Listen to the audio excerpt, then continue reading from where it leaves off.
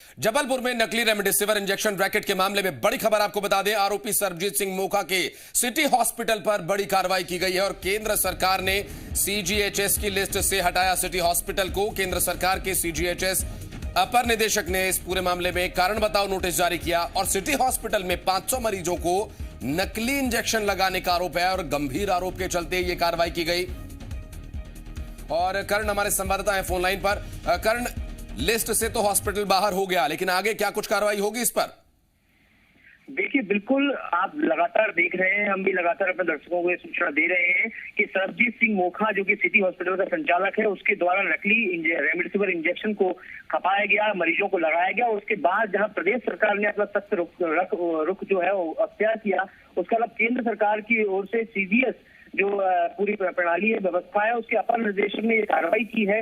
क्योंकि citizen welfare कौन जो है उसके द्वारा कल ही इस पूरे मामले की शिकायत दर्ज की गई थी और महज 24 घंटे के अंदर सीजीएस के अपर निदेशक हैं, उनके द्वारा ये कार्रवाई की गई है। और इन पैनल्ड जो हॉस्पिटल रहते हैं सीजीएस की व्यवस्थाओं से जुड़े हुए, उससे अब सिटी हॉस्पिटल को बाहर कर दिया गया है। साथ ही सिटी हॉस्पिटल को शो कॉज नोटिस भी जारी किया गया है कि जो तस्वीर सामने आई है उसके आधार पर उनको स्पष्ट करना होगा कि आखिर ये तस्वीर जो बनी है, जहां पर कई मरीजों की जान को जोखिम में डाला गया है, नकली रेमडेसिविर इंजेक्शन जैसे आरोप और एफआईआर तक दर्ज हुई है, तमाम शो कॉज नोटिस जो है उसमें उसका जवाब प्रस्तुत करना होगा। वर्तमान समय में यदि हम बात करें तो 170 से ज्यादा कोरोना मरीज जो है वो सीजीएचएस योजना के तहत वहां पर सिटी हॉस्पिटल में इलाज ले रहे हैं। बहरहाल अब जो जिस तरीके से सूची से बाहर किया गया है, तो कहीं ना कहीं जो सिटी हॉस्पिटल जो है सरबजीत सिंह मोखा है उसके ऊपर लगातार शिकंजा कसता आ रहा है। क्योंकि सीएम ने भी कल इस बात को स्पष्ट किया था कि जो अस्पताल संचालक हैं, जो भी इस मामले से जुड़े हुए आरोपी हैं, उनके ऊपर राजपाट के साथ में सख्त से सख्त कार्रवाई की जाएगी, यहाँ तक कि उनकी संपत्ति को भी राजपाट किया जाएगा। उसी कड़ी में ये माना जा सकता है कि अब लगातार ये जो कड़ाई के साथ में सख्ती जो है वो देखने में आ रही है और कार्रवाई जो है वो स्पष्ट तौर पर सामने आ रही है। कर्ण, चूंकि अभी मोखा का जो उस पर आरोप है वो काफी गंभीर आरोप है और लिस्ट से तो केंद्र सरकार ने बाहर कर ही दिया है, लेकिन अभी अगर इस वक्त वहां जो हॉस्पिटल में एडमिट मरीज हैं उनकी बात करें तो चूंकि लिस्ट से तो बाहर हो चुका हॉस्पिटल, उनके लिए क्या कोई वैकल्पिक व्यवस्था की गई है? क्या वो उसी हॉस्पिटल में अभी इलाज करवाएंगे? क्या है इस बारे में जानकारी? जी हाँ, देखिए मैं आपको बता दूं, क्योंकि नियमानुसार ये व्यवस्था रहती है, जब भी किसी इस प्रकार से किसी हॉस्पिटल पर कार्रवाई की जाती है तो उस दौरान जो मरीज जिस व्यवस्था के तहत वहां पर इलाज सुविधा का लाभ ले रहे होते हैं, उस सुविधा को पूरा जब तक नहीं कर लिया जाता, उस उपचार को संबंधित मरीज को पूरा उपलब्ध नहीं करा दिया जाता, तब तक वहां से कोई अतिरिक्त व्यवस्था उपलब्ध नहीं कराई जाती है। ऐसे में सिटी हॉस्पिटल के अंदर जो चिकित्सक हैं वो उनको सीजीएस सुविधा का लाभ वर्तमान में 170 मरीजों को उपलब्ध कराएंगे, लेकिन आने वाले समय में अब सीजीएस व्यवस्था से जुड़े हुए, योजना से जुड़े हुए मरीज वहां पर भर्ती नहीं हो सकेंगे। और इसको एक तरीके से देखा जाए बड़ी कार्रवाई माना जा सकती है कि ऐसे हॉस्पिटल जो सीजीएचएस योजनाएं जुड़े होते हैं, इनमें बड़ी संख्या में लोग जो है स्वास्थ्य लाभ के लिए पहुंचते हैं और अस्पताल संचालक को काफी हद तक मुनाफा भी होता है। ऐसे में ये कार्रवाई जो है वो बिल्कुल लाजमी मानी जा रही है। जी कर्ण, नजर बनाए रखें आप इस पूरे मामले पर। आगे अपडेट लेने के लिए फिर संपर्क करेंगे आपसे। बहुत शुक्रिया फिलहाल आपका इस पूरे मामले पर जानकारी देने के लिए। और जबलपुर में नकली रेमडेसिविर इंजेक्शन रैकेट का खुलासा होने के बाद पुलिस ताबड़तोड़ कार्रवाई कर रही है। सीएम शिवराज सिंह चौहान की सख्ती के बाद पुलिस एक्शन मोड में है।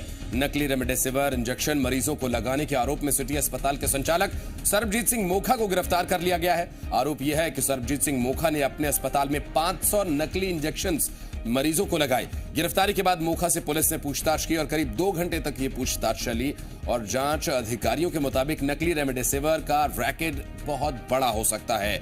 नकली रेमडेसिविर की मात्रा सिर्फ 500 थी या उससे भी कहीं ज्यादा, इस पर अभी संशय बना हुआ है। अब सवाल ये उठ रहा है कि क्या अस्पताल सिर्फ 500 इंजेक्शन के लिए इतना बड़ा जोखिम ले सकता है? इसका पता लगाने के लिए सरबजीत सिंह मोखा को पुलिस लेकर कई ठिकानों पर जाएगी। शहर में और उसके आसपास के जिलों में भी नकली इंजेक्शन की सप्लाई की संभावनाएं हैं और इस पूरे मामले में एक और पहलू है और बाकी अन्य पहलुओं की भी जांच की जाएगी। और दरअसल पुलिस अधिकारियों का यह कहना है कि अभी इस पूरे मामले में कई और गिरफ्तारियां हो सकती हैं। आरोपी सरबजीत मोखा के खिलाफ एनएसए के तहत कार्रवाई की जाएगी। और आपको बता दें कि 7 मई को गुजरात पुलिस ने दबिश देकर दवा कारोबारी सपन जैन को गिरफ्तार किया था और उसने पुलिस को सिटी अस्पताल के संचालक मोखा का नाम बताया था। और उसके बाद जबलपुर पुलिस लगातार शहर में छापेमारी कर रही है। कुछ मेडिकल स्टोर्स को भी सील किया गया है, जिसमें सपन जैन के रिश्तेदार सत्यम मेडिकोज पर भी कार्रवाई की गई है। नकली रेमडेसिविर मामले में कल रात को हमें सूचना मिली थी कि सिटी हॉस्पिटल का संचालक सरबजीत मोखा वहाँ एडमिट है। तो हमने वहाँ जाकर पता किया तो पता चला था कि वो एडमिट है। तो हमने वहाँ रात में अपना पहरा लगाया था और सुबह हम उन्हें लेकर आए, पूछताछ कर रहे हैं हम उसकी, और उसके बाद गिरफ्तारी की प्रक्रिया पूर्ण की जाएगी। और छिंदवाड़ा में कोतवाली पुलिस ने बड़ी कार्रवाई करते हुए 5 रेमडेसिविर इंजेक्शन बेचते 3 आरोपियों को गिरफ्तार किया। पकड़े गए आरोपियों के नाम ओम प्रकाश नागवंशी, राजा तिवारी और अखिलेश शर्मा बताया जा रहा है। जानकारी के मुताबिक मुख्य आरोपी ओम प्रकाश छिंदवाड़ा के बालाजी कोविड हॉस्पिटल में पैरामेडिकल स्टाफ है, जो 2 अन्य आरोपियों के साथ मिलकर रेमडेसिविर इंजेक्शन की कालाबाजारी कर रहा था। पुलिस ने आरोपियों के खिलाफ आपदा प्रबंधन, महामारी एक्ट, आवश्यक वस्तु अधिनियम और आईपीसी की विभिन्न धाराओं के तहत केस दर्ज किया है। पेशेंट अभी तक हुए हैं, अच्छे होके गए हैं। जो भी अगर चुराए हो गया या जो भी हो गया, अगर मेरे यहाँ से चुराए हो गए तो उसके पैसे वापस कर दिए जाएंगे। दूसरी चीज़, अगर वो दोषी पाया जाए तो उसको सजा मिले। आपके अस्पताल पर भी संदेह की भूमिका नजर आ रही है प्रथम दृष्टया, अब क्या कहना है आपका? ये ऐसे केस में संदेह होना स्वाभाविक है, लेकिन इसमें मेरा कोई रोल नहीं है। सूचना पर टीम गठित कर तत्काल घेराबंदी किया गया और घेराबंदी करने पे कुल 3 व्यक्ति अभिरक्षा में आए हैं, जिनसे पृथक कुल 5 रेमडेसिविर इंजेक्शन बरामद करने में सफलता प्राप्त हुई है। और इस प्रकार जो है एक राजा तिवारी, अखिलेश शर्मा एवं ओम प्रकाश नागवंशी, ये 3 व्यक्तियों को गिरफ्तार किया गया है। और नकली रेमडेसिविर इंजेक्शन को लेकर पूर्व मुख्यमंत्री कमलनाथ ने ट्वीट कर सरकार पर जुबानी हमला बोला। उन्होंने कहा कि महामारी के दौर में एमपी में रेमडेसिविर माफिया सामने आया, जिसने कई लोगों की जान ली है, कई जरूरतमंद लोगों को लूटा और ठगा है, कई परिवारों को बर्बाद किया। कमलनाथ ने पूछा कि ऐसे माफियाओं को किसका संरक्षण है? रेमडेसिविर माफिया पर कड़ी कार्रवाई हो, ये मानवता और इंसानियत के दुश्मन हैं। सीएम शिवराज पर हमला बोलते हुए उन्होंने कहा कि गाड़ दूंगा, टांग दूंगा, लटका दूंगा कहने वाले न माफिया को गाड़ रहे हैं, न टांग रहे हैं, न लटका रहे हैं।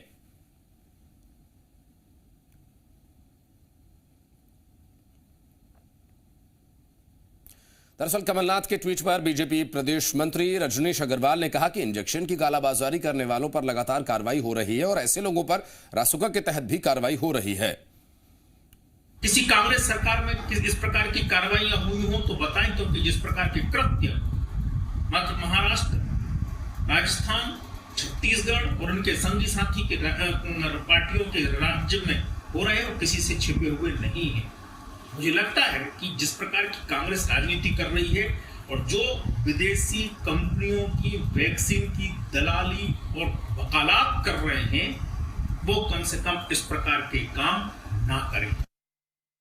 नकली रेमडेसिविर इंजेक्शन की कालाबाजारी के आरोपी सरबजीत सिंह मोखा को पुलिस ने गिरफ्तार कर लिया है। एनएसयूआई के कार्यकर्ताओं का यह आरोप है कि जिला प्रशासन मोखा को बचाने की कोशिश कर रहा है, इसलिए उस पर कड़ी धाराओं के तहत मामला दर्ज नहीं किया गया। सरबजीत सिंह मोखा पर सख्त कार्रवाई की मांग को लेकर एनएसयूआई कार्यकर्ताओं ने जबलपुर में अनोखा प्रदर्शन किया। एनएसयूआई कार्यकर्ताओं ने पीपीई किट पहनकर जिला प्रशासन और पुलिस का अर्थी जुलूस निकाला। एनएसयूआई कार्यकर्ताओं ने कलेक्टर कार्यालय का घेराव करने की भी कोशिश की, लेकिन पुलिस ने कार्रवाई करते हुए 12 से ज्यादा कार्यकर्ताओं को गिरफ्तार कर लिया है। जैसे मोखा जैसे दलाल, जो कोरोना महामारी चल रही है और प्रशासन उनकी मिलीभगत से कितने लोग मर गए और सिटी हॉस्पिटल में, उनकी एक लिस्ट जारी करे और उनको मुआवजा दिया जाए। और दूसरी बात, जो मोखा जैसे आदमी के ऊपर 420 का मुकदमा दर्ज हो रहा है, हम चाहते 302 का मुकदमा हो, एनएसएस की कार्रवाई हो। अगर यहाँ पर इंजेक्शन पकड़ ले तो जबलपुर की जनता पकड़ रही है, सिलेंडर पकड़ ले तो जबलपुर की जनता पकड़ रही है, जो भी मामले बन रहे हैं वो जनता पकड़ ली। पुलिस प्रशासन क्या कर रहा है? ये आकर के यहाँ पे मोखा की गिरफ्तारी को लेकर के और जो कोरोना के संक्रमण में लापरवाही हुई इस संबंध में गिरफ्तारी की मांग को लेकर उचित कार्रवाई करने के संबंध में मांग कर रहे थे। ये अर्थी जुलूस लेकर के कलेक्ट्रेट जा रहे थे, जो कि कानून के उल्लंघन किया उन्होंने, इसके अंतर्गत गिरफ्तार किया गया है और इस पर कार्रवाई की जा रही है।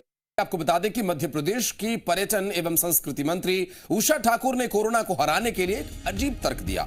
उषा ठाकुर ने कहा कि यज्ञ करने से कोरोना की तीसरी लहर हिंदुस्तान को छू नहीं पाएगी।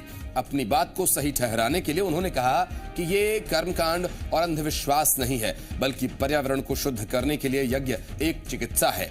अगर सभी लोग यज्ञ में 2-2 आहुति डालें तो पर्यावरण शुद्ध होगा और कोरोना छू भी नहीं पाएगा।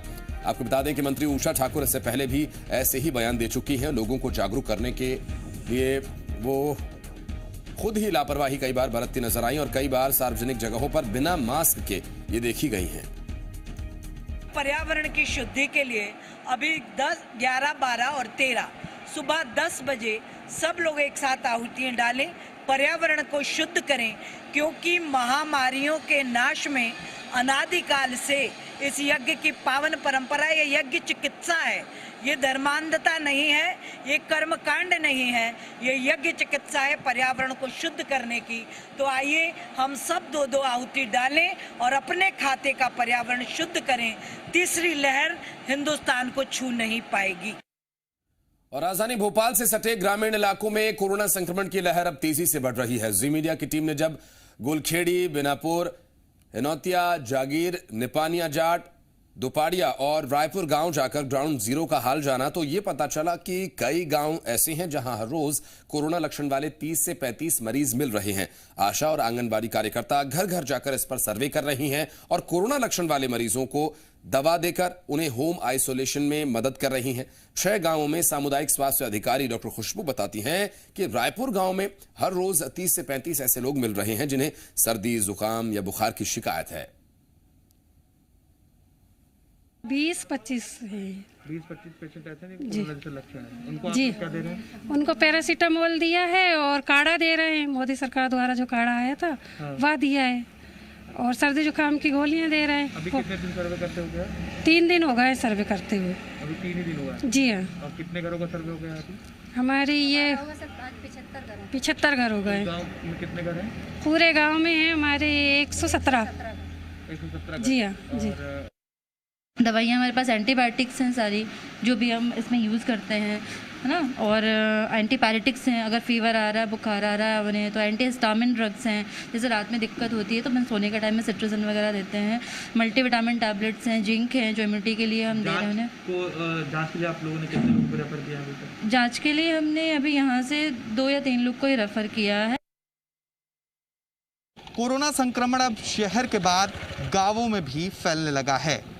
राजधानी भोपाल से सटे करीब 6 गांवों में जी मीडिया की टीम पहुंची, जहां पर यह पता चला कि हर गांव में 30 से 35 लोग ऐसे आ रहे हैं प्रतिदिन जिनमें कोरोना का लक्षण देखा जा रहा है, जिन्हें सर्दी है, जुकाम है, खांसी है या बुखार है।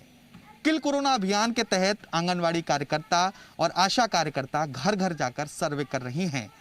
सर्वे में यह पता किया जा रहा है कि किन घरों में ऐसे लक्षण वाले लोग मौजूद हैं। उन्हें दवा दी जा रही है। पैरासीटामोल और अन्य तरह की जो दवाएं हैं, इसमें इम्यूनिटी बूस्टर्स भी शामिल हैं, काढ़ा भी शामिल हैं, लोगों को दिया जा रहा है। इसके अलावा सामुदायिक स्वास्थ्य केंद्रों पर जो गंभीर मरीज हैं उन्हें कोरोना जांच के लिए रेफर किया जा रहा है। स्थिति ये है कि 6 से 7 गांवों के सर्वे के बाद ये पता चला है कि करीब हर गांव में एक हफ्ते का रिकॉर्ड देखा जाए तो 100 से अधिक लोग ऐसे हैं जिनमें कोरोना के लक्षण हैं, जिनको सर्दी है, खांसी है, जुकाम है या बुखार है। कैमरामैन अतुल जैन के साथ आकाश द्विवेदी, जी मीडिया, भोपाल।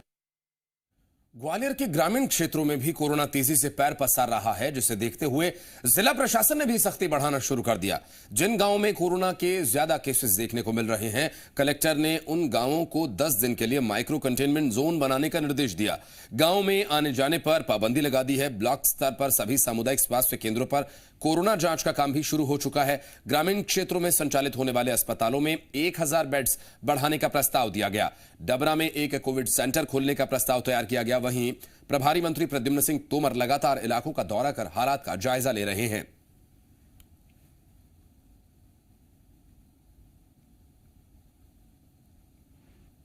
सभी ने उस पर चिंता जाहिर की है और उसके लिए तमाम तरह की व्यवस्थाएं भी की हैं और ये भी कहा है कि हम ग्रामीण क्षेत्र में फैलने वाले उसको ग्रामीण में ही रोकें।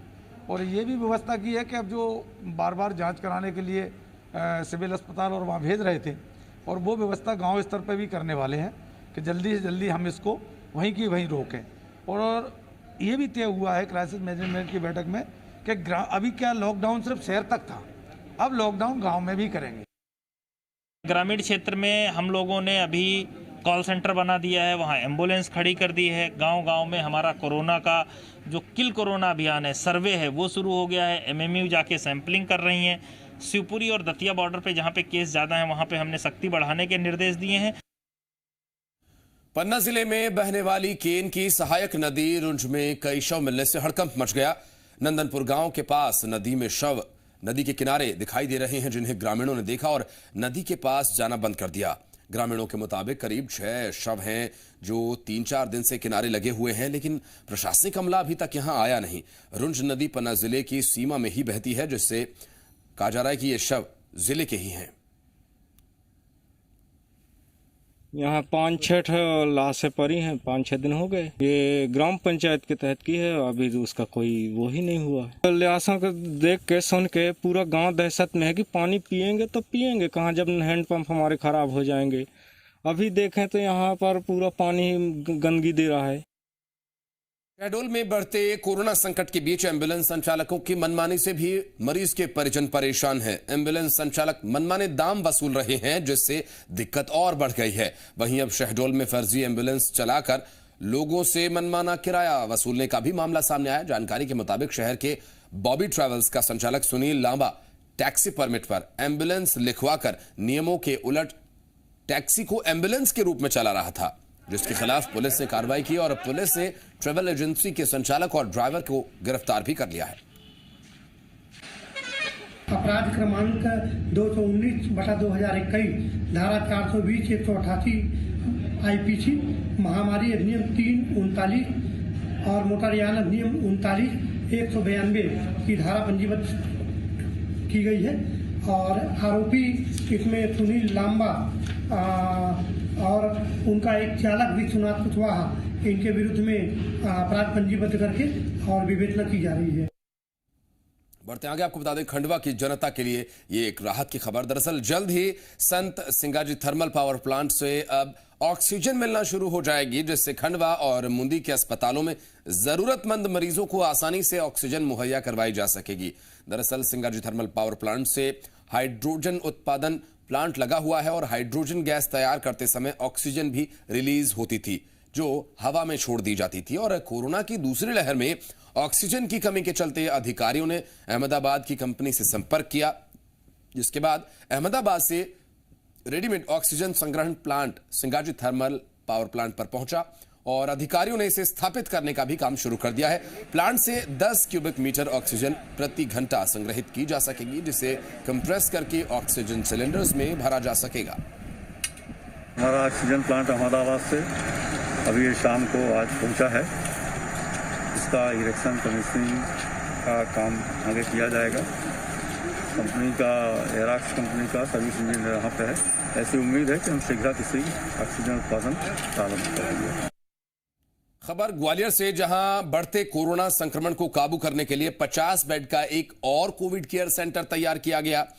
कोविड केयर सेंटर में 24 घंटे मेडिकल स्टाफ, डॉक्टर्स मौजूद रहेंगे और यहां पर हर बेड के साथ ऑक्सीजन की व्यवस्था भी की गई है।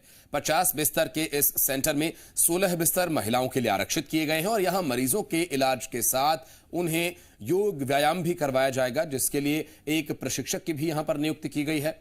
हॉल में 4 स्क्रीन्स लगाई गई हैं, जिन पर धार्मिक कार्यक्रम की लोगों को दिखाए जाने की तैयारी है। और कोविड केयर सेंटर का जायजा लिया हमारे सहयोगी शैलेंद्र ने। जिस तरीके से कोरोना संक्रमण का खतरा लगातार बढ़ रहा है, ऐसे में बहुत आवश्यक हो जाता है कि मरीजों को पर्याप्त संख्या में बेड मिले। सरकार अपने स्तर पर प्रयास कर रही है, लेकिन कुछ सामाजिक संस्थान भी लगातार सामने आ रहे हैं और उसी कड़ी में ग्वालियर में एक नया कोविड केयर सेंटर शुरू किया गया। आप देख सकते हैं कि बहुत ही आलीशान, ये अगर कहें तो गलत नहीं होगा, क्योंकि जिस तरीके से यहाँ व्यवस्थाएँ की गई हैं और न केवल यहाँ उनकी केयर की जाएगी बल्कि पूरा तरीके से उनका इलाज किया जाएगा। सुबह शाम डॉक्टर्स उनका चेकअप करेंगे। यहाँ योगा से लेकर उनको टीबी आदि देखने की सुविधाएँ भी मौजूद हैं। कोविड प्रभारी मंत्री जो हैं प्रद्युम्न सिंह तोमर, वो खुद यहाँ देखने पहुँचे हैं।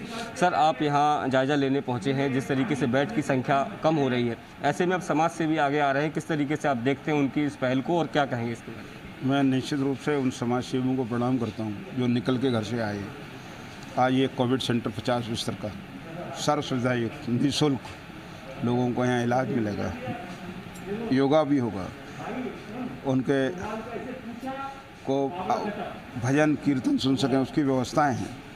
यहाँ पे लोगों को मनोवैज्ञानिक रूप से भी और आयुर्वेदिक रूप से भी हमारे डॉक्टर रिछारिया साहब, ये सारे लोग ने ये तैयार किया है और ये संदेश यहाँ से जाएगा कि लोग परेशान न हो। कोरोना से हम जीतेंगे। कोरोना बहुत बड़ा बीमारी नहीं है, परंतु इसमें हमारा संयम, हमारा धैर्य महत्वपूर्ण है। अगर हम अपना खान पान कचौड़ी पकौड़ी तले हुए पदार्थ खाने से बचें, सादा खाना खाएं और हम नियमित रूप से अगर योगा करें और एक इसका काढ़ा है आचार्य जी ने तैयार किया है और भी मतलब जो दवाएं हैं उनका सेवन करें तो घर पे भी ठीक हुआ जा सकता है। यहाँ जो 50 मरीज भर्ती होंगे, हमारी ये कोशिश है, इसके लिए संदेश देना है कि 50 आदमी किसी हायर सेंटर में जाने की ज़रूरत ना पड़े, यहाँ से ठीक होकर के जाएंगे और वो कहेंगे कि हम कोरोना से जीते हैं। ये संदेश मेरा सभी से निवेदन है, ये संदेश हमें पूरे शहर को, प्रदेश को, देश को देना है।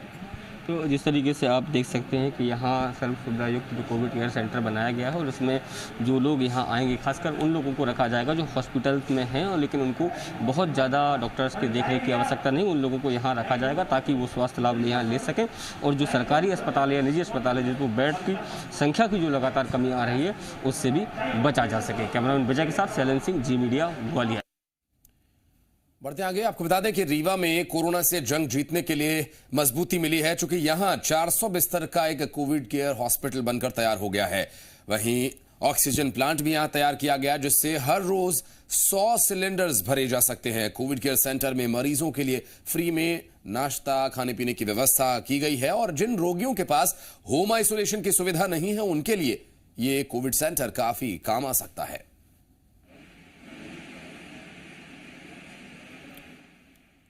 और चलिए अब आपको राजधानी भोपाल के एक अनोखी किरदार से मिलवाते हैं जो अलग अलग अंदाज में लोगों को जागरूक कर रहा है कोरोना के खिलाफ। दरअसल टीला जमालपुर के रहने वाले विजय अय्यर अपनी स्कूटी से घूम घूमकर कोरोना के प्रति लोगों को जागरूक कर रहे हैं एक अभियान चलाकर। वे अपने साथ एक लाउड स्पीकर रखते हैं जिसके जरिए वे चौक चौराहों पर, भीड़ भाड़ वाली जगह पर स्लोगन और म्यूजिक के साथ कोरोना के प्रति लोगों को जागरूक करते हैं। इस दौरान वो लोगों को मास्क पहनने, वैक्सीन लगवाने के लिए भी प्रेरित करते हैं। विजय अय्यर स्कूटी में अपने साथ सैनिटाइजर मशीन रखते हैं। लोगों के घरों में मुफ्त सैनिटाइजेशन का भी वो काम करते हैं। विजय ने अपना मोबाइल नंबर भी सार्वजनिक किया हुआ है, जो भी उन्हें कॉल करता है वो उसके घर पहुंचकर सैनिटाइजेशन का काम करते हैं। और इतना ही नहीं, विजय अय्यर वीडियो कॉलिंग के जरिए होम आइसोलेशन में रह रहे मरीजों को मोटिवेट भी करते हैं और मेडिटेशन करवाते हैं। राजधानी भोपाल के रहने वाले विजय अय्यर अनोखे अंदाज में कोरोना महामारी के इस दौर में लोगों की सहयोग कर रहे हैं। विजय अय्यर लाउड स्पीकर लेकर लोगों निकलते हैं और लोगों को वैक्सीन लगवाने के लिए, घरों में अंदर रहने के लिए, मास्क लगाने के लिए प्रेरित करते हैं। इसके अलावा इन्होंने अपनी एक स्कूटी रखी है जिस पर बाकायदा कोरोना मुक्त भारत अभियान लिखा हुआ है। विजय कोरोना मुक्त भारत अभियान चला रहे हैं। इस स्कूटी में इनके साथ सैनिटाइजर का एक डिब्बा भी रखा हुआ होता है जिससे ये लोगों को घरों में जाकर सैनिटाइज करते हैं, उनके घरों को सैनिटाइज करते हैं। जो लोग होम आइसोलेशन में हैं उनके यहाँ भी जाते हैं। जो लोग इन्हें फ़ोन करते हैं वो वहाँ पर पहुँचते हैं और उनके घरों को सैनिटाइज करते हैं और उन्हें जागरूक करते हैं कि कोरोना के समय में किस तरह से रहें। वैक्सीन लगवाने के लिए लोगों को जागरूक करते हैं। इसके अलावा ये जो कोरोना के टाइम में होम आइसोलेशन में मरीज हैं उन्हें वीडियो कॉलिंग के जरिए मेडिटेशन भी करवाते हैं। हमारे साथ विजय अय्यर मौजूद हैं, इनसे बातचीत करेंगे। विजय, ये आपको आइडिया कहाँ से आया? ये आइडिया मुझे ब्रह्म कुमारी ईश्वरी विश्वविद्यालय की टीला जमालपुरा की संचालिका बी के सीमा दीदी ने दिया। उन्हीं के मार्गदर्शन में यहाँ अभियान विगत 1 वर्षों से लगातार जारी है। इन 1 वर्षों में हमने भोपाल शहर के मंदिर, मस्जिद, चर्च, गुरुद्वारा, शमशानघाट, कब्रिस्तान, बैंक एवं बैंक ATM सभी जगहों को सैनिटाइज किया। साथ ही साथ भोपाल शहर के 300 कॉलोनी, 4000 मकानों को भी सैनिटाइज अभी तक हम कर चुके हैं। ये आपके हाथ में एक साउंड है, इसका क्या करते हैं आप? इस साउंड के माध्यम से, गीतों के माध्यम से तथा अनाउंसमेंट के माध्यम से लोगों को जागरूक किया जाता है कि वैक्सीनेशन लगवाएं। वैक्सीन पूर्णतः सुरक्षित निःशुल्क है। साथ ही साथ लोगों को मास्क पहनने, सोशल डिस्टेंस मेंटेन करने, घर से बाहर ना निकलने, कोरोना कर्फ्यू का पालन करने जैसी सलाह लोगों को दी जाती है। दिन भर में आप 50 से 60 घरों को सैनिटाइज कर रहे हैं। इसका खर्चा आपका कैसे चलता है? इसका खर्चा जो है कि मेरे स्वयं मैं करता हूँ और साथ ही साथ मेरे जो विदेशों में रहने वाले मेरा बुआ का लड़का है और मेरे बड़े पापा ऑस्ट्रेलिया में रहते हैं, कुछ हैदराबाद में, कुछ रिलेटिव्स हैं, वो लोग मेरे को सहयोग करते हैं। जी मीडिया ऐसे रियल हीरोज को सलाम करता है। कैमरामैन नंदन विश्वास के साथ आकाश द्विवेदी, जी मीडिया, भोपाल।